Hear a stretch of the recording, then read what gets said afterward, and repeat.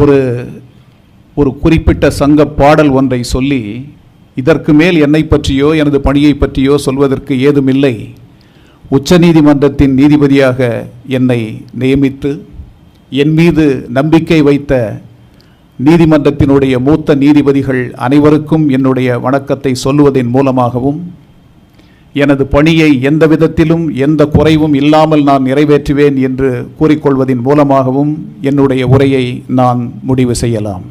ஒரு சங்கப்பாடல் ஒன்று சொல்லும்,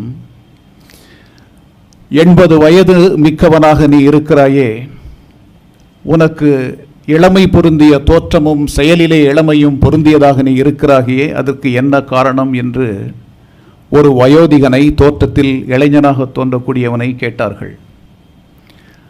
அதற்கு அவன் பதில் சொன்னான், நான் வாழக்கூடிய வாழ்க்கை அறம் சார்ந்த வாழ்க்கை. இந்த வாழ்க்கையிலே என்னை சார்ந்து நிற்கக்கூடியவர்கள் என் மனைவி, என்னுடைய குழந்தைகள், என்னை சார்ந்தவர்கள்,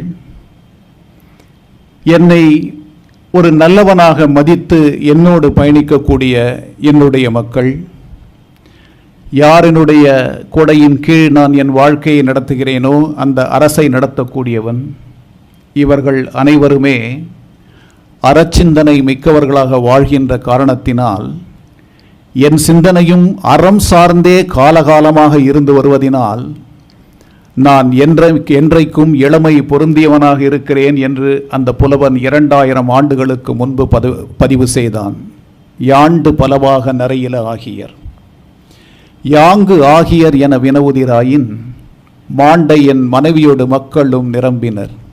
யான் கண்ட அனையர் என் இளைஞர், என் வேந்தனும் அல்லன செய்யான் காக்க அதன் தலை, ஆன்று அவிழ்ந்தடங்கிய கொள்கை சான்றோர் வாழும் எம் ஊரே என்று தன் ஊரை சிறப்பித்து, நல்லனவற்றை சிந்தித்து நல்ல விதத்திலே நான் சொல்லக்கூடிய அனைத்தையுமே ஏற்று நடக்கூடிய மனைவி பிள்ளைகளோடு, எனக்கான இளைஞர்களோடு, இளையவர்களோடு, என்னை சார்ந்த மக்களோடு அருமையான ஆட்சியை நடத்தக்கூடிய என் மன்னனின் வழிகாட்டும் வழியிலே நான் நடந்து வருவதால் எனக்கு என்றும் இளமைதான், ஓய்வில்லை என்று பதிவு செய்தான் அந்த புலவன்.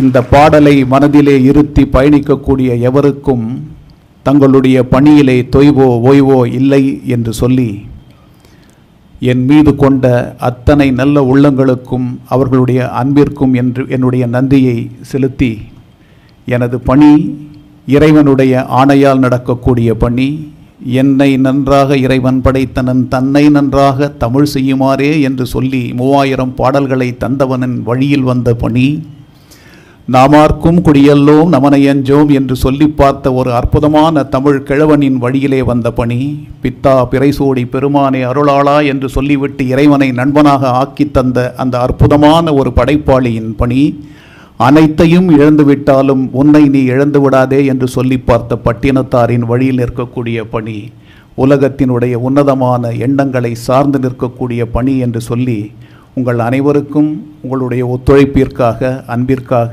எனது நன்றியை காணிக்கையாக்குகிறேன். வணக்கம்.